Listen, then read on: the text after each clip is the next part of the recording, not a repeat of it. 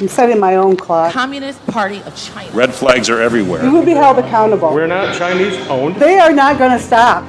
They're not going to stop. This is not a done deal. If the door is that way. Thank the board for bringing us together. And now the act you've all been waiting for. Professional picketers. And if you don't like it, there's the door. Hello and welcome to The Long Report. I'm Chris Long, the host, and I'm doing this show kind of because this is ground zero. Ground zero for how we recalled an entire township board. We're fighting a large corporation owned by China moving into the area. There's the 2024 presidential election, which this is going to be one of the hot topics of selling rural land to China and other foreign entities. Then you have the whole EV, solar, and wind thing that Whitmer wants to do. And there's a lot of other topics that I just can't talk about on the radio or get into as much depth. And then you have the internet situation here in Green Township and the commissioner elections next year and other elections that we need to cover. And so that's kind of what the long report is going to be about. And so for the first episode, I have the catalyst, Lori Brock, with us, because if it wasn't for her, this whole thing, we wouldn't really know about it. And so, Lori, why don't you tell us a little bit more about yourself? I know a lot of people know you as the No Gotion lady. You're all over the news and the radio, and you've been everywhere. Some people know you as the leader of the Pretty Pony Gang. So tell us a little bit more about yourself. Where are you? Did you grow up here? I did not. First off, I wanted to tell you thank you for having me on. I feel honored to be your first guest. Yes. It's an honor for me, and telling the story is kind of a bittersweet thing. I just think no better guest than to have the catalyst on. Well, thank you. I grew up in Cass City, Michigan, which is in the Thumb area. Oh, I'm from Lapeer. That's I don't know, maybe 45 minutes away. Right. Yep. Came up here. Actually, I was going to school at U of M and didn't like it there. And it was a little bit too much city for me. I'm a country girl, and came to Big Rapids and felt like this was my home. So when I was little, probably 18 and a half years old, I moved here and started selling real estate. I did the welcome wagon, had my horse farm, and that's something that we've started way back in the day. So I've been here for quite a while. Wow.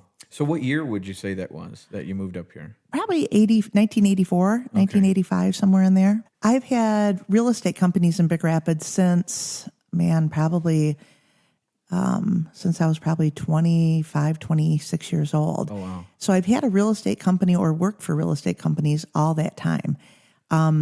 I did live in Leroy for a few years, but then moved back to Big Rapids and have been here ever since I started building this farm. So with the whole Gotion thing, when did you get involved? It was a strange event. I came home from work one day, checked my mailbox, and there was a letter from, I don't know who it was. Someone left a note that said, Lori, you better get to the township meeting tonight. It's important. And no one has ever done that. To this day, I still don't know who left me that note. And that's interesting because I came home and I rarely ever go to my mailbox. I go to my mailbox probably once a week, maybe every 2 weeks sometimes.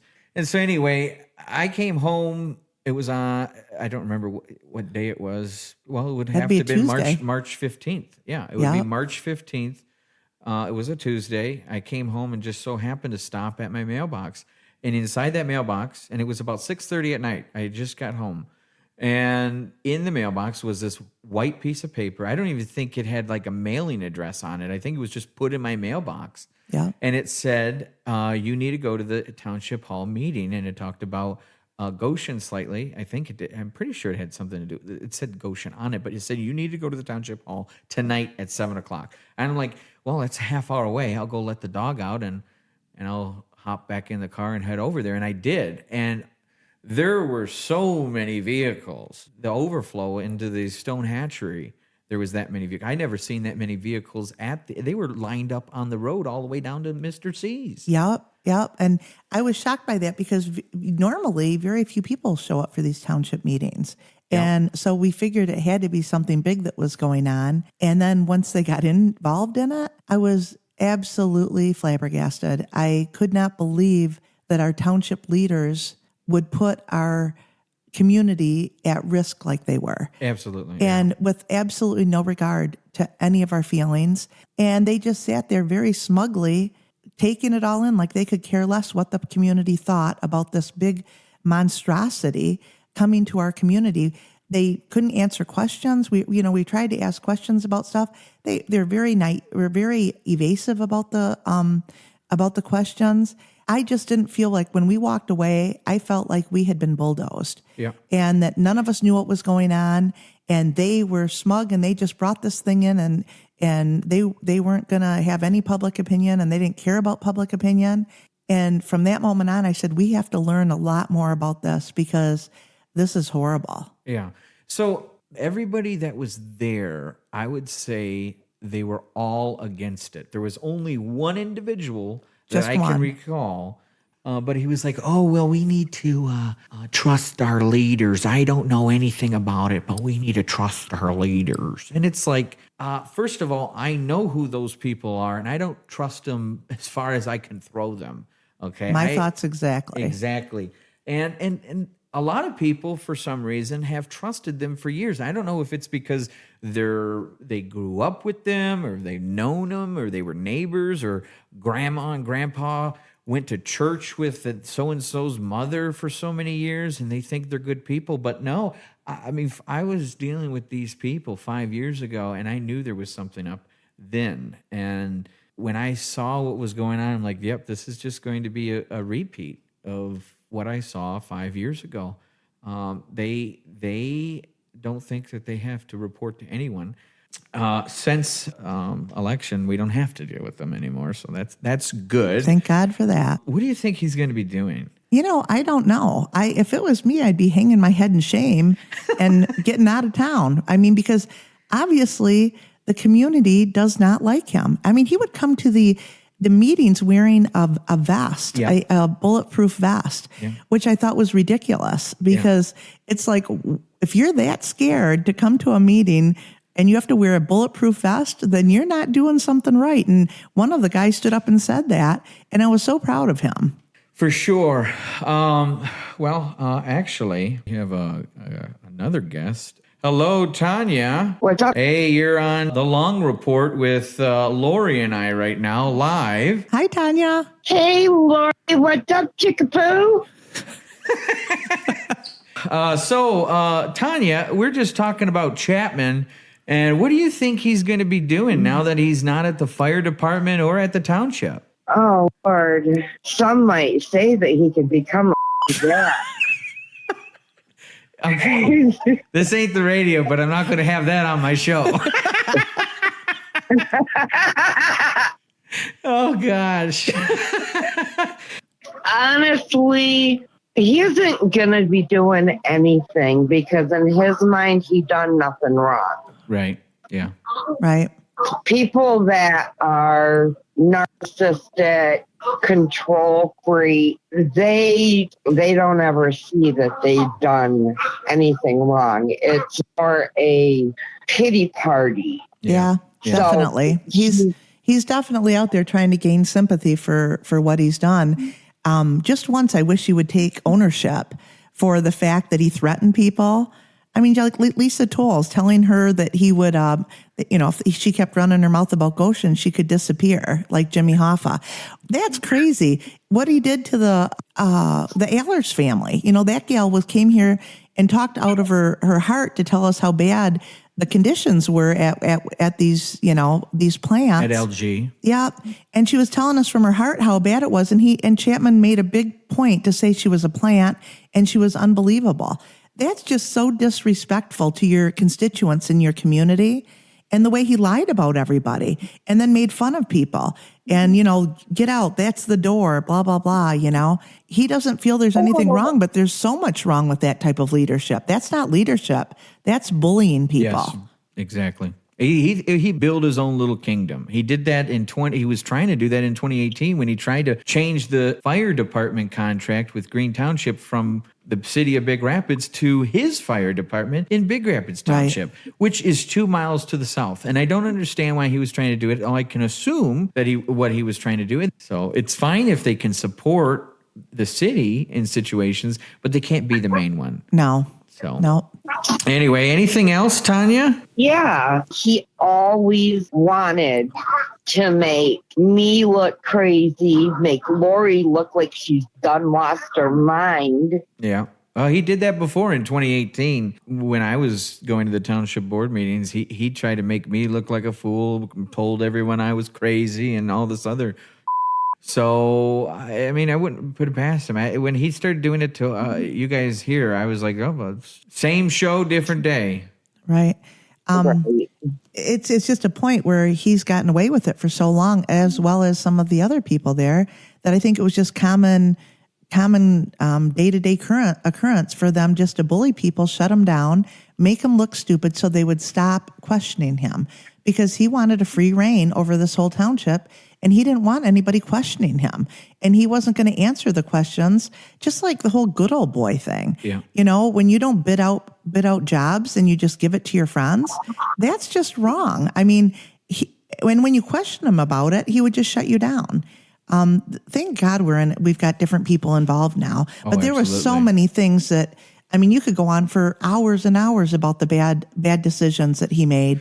Well, he tried telling everyone that the lift station thing is needs to be repaired, and we don't have any money, and we need Gotion to come in because we got to buy a new sewer system. 5 years ago, I was at a meeting in 2018 where Chapman said to everybody after doing a analysis or an inspection of the sewer system that there was nothing wrong. It was in great condition, is what the report said. And how did it go from being fine 5 years ago to ultimately needing to be repaired? You know, I don't know that I trust anything. I think the new board's going to have to go ahead and redo everything, because I don't know what you can trust and what you can't trust anymore. Yeah. Because I've found them lying so many times. I mean, between Chapman and Chuck Thielen, the lies are on top of the lies over and over and over. And so who knows what the truth really is, honestly. Yeah. When, Tonya, when did you first find out about this whole Gotion thing? Because Lori and I both received a letter in the mail March 15th, a white letter. It had no address labels on it. It just said, go to the township hall on, it just so happened to be that day at 7 p.m. for the March 15th meeting. When did you find out? March 15th. You got the letter as well? Yes. So Lori and I are trying to figure out who sent that letter, because still today, we still don't know who sent that letter. No one's come forward. And honestly, we would love to thank them, because without them putting those letters in our mailbox or whatever, we would have never known about this. They kept it so quiet. They had all their NDAs signed and nobody knew anything about this. But whoever it was that put it in our mailbox, you know, they need a huge thank you. And we don't know who it is, but... Do you know who did it, Tonya? I don't. I wish I did know. I know that same day, Lori had reached out to me and she's like, did you get this? And I'm like, yeah, what the hell's going on? She's like, I don't know. And me and her had a great big discussion about it. You know, we were both freaked out, of course. And she's like, are you going tonight? I'm like, absolutely. And from there to this day, I have no idea who this individual is. I wish I did. I know, me too. We owe him a lot, because honestly, you know, and we have to take responsibility for this ourselves as well, because we were very lackadaisical about going to township meetings. We didn't really go. I hadn't been to a township meeting in years, to be honest. And this goes to show you that if you're not involved, how bad things can get very, very quickly. And the corruption and everything else that can happen if the people are just running, you know, with nobody doing any checks and balances. And thank God that, it's a bad thing that this came here, but I tell you what, it brought our community together. Oh, absolutely. I've met so many people that I never knew, and I've been here for 40 years. And I didn't know I've these been here people. 7 years, and I've met more people in the last 6 months than 7 years. I mean, I met you, I met Tonya, I met everybody that I know now. Right. Oh, my goodness. Lori and I, we go back over 30 years. Yeah. How did you two first meet? I know Tonya from way back because when I was young, I used to ride horses, and I didn't have a lot of money, so I would race horses and take them riding and whatnot. And we'd bet money on if you could win. And Tonya had a horse that was the fastest horse that I'd ever seen, and I ended up buying it from her. And she let me have that mare, and I rode her. And she paid for a lot of my college education, I'll tell you that. Oh, really? I rode her all over the state. And I don't know if I was ever beat, to be honest. She was that fast. Wow. But yeah, that was way back in the day. And we've had horses and a love of animals that has been a long time, huh, Tonya? Oh, yes. I mean, Lori and I remember when Lori bred Cotton, Bailey. She was my Cotton and her Bailey. And she bred that mare, and she gave birth to the most beautiful foal. And Lori always let me go over there, and I never referred to her as Bailey. I would go over there and I would just say, "Hey, Cotton," and she would come just a barreling to me. And she would just show her baby off to me and let me play with it. And so that I was always so appreciative that Lori would let me do that. I also got the pleasure of taking my mom over to see Cotton and Cotton's baby. And my mom was just in heaven to not just see a mare that I raised and broke out and everything, but the rest of Lori's horses and all her babies at that time. And yes, Lori and I had a blast. And honestly, Lori, there was no other mare or gelding or stallion that could outbeat that mare. Her dad is Cotton Bull, who was a worldwide champion on the racetrack.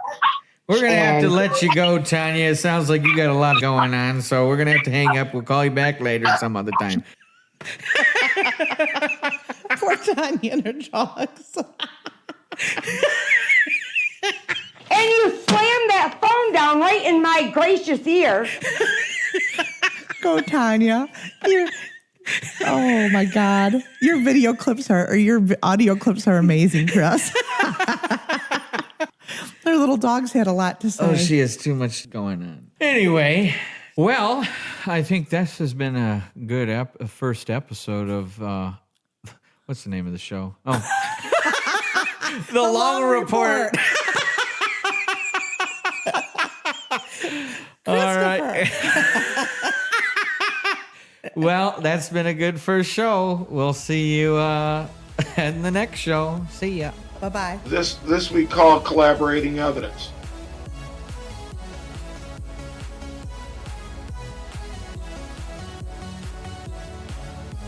They are not going to stop. They're not going to stop.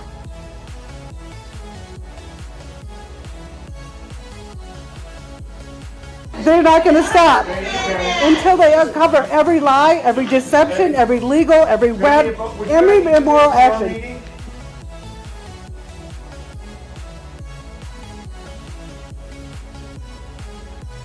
They are not going to stop. They're not going to stop. Sir, if you are disorderly, the door is that way. I explained that last month. There's the door. Thank the board for bringing us together.